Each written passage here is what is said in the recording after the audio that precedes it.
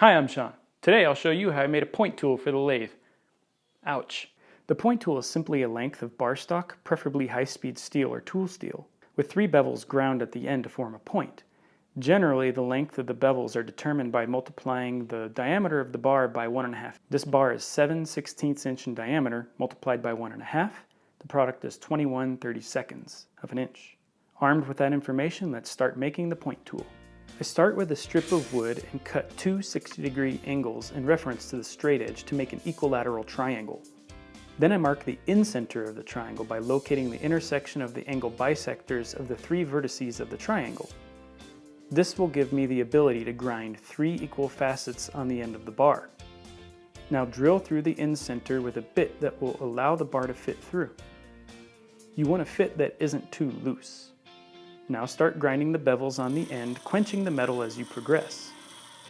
Once the bevels start approaching the final length, it's a good idea to mark a line on the tool rest to use as a reference when grinding. Once the bevels are ground properly, the steel needs to be hardened.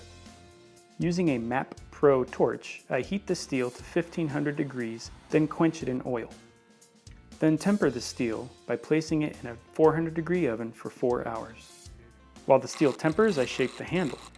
I'm using a piece of curly maple for the handle. I drill a hole to accept a steel rod, measure the copper ferrule, shape the tenon,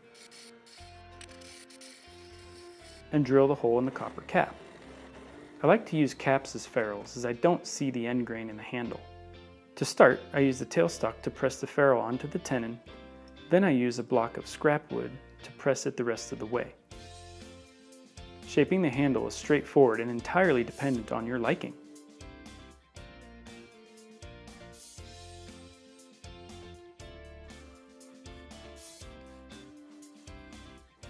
The finish I apply is simply natural Danish oil.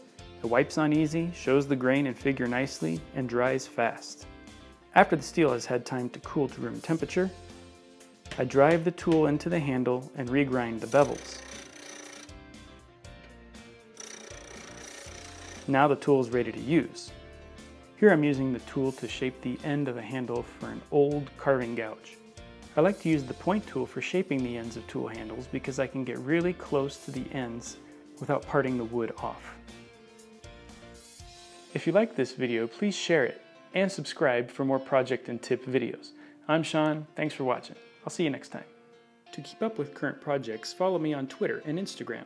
And for even more news and projects, go to spunjinworks.com. Thanks for watching.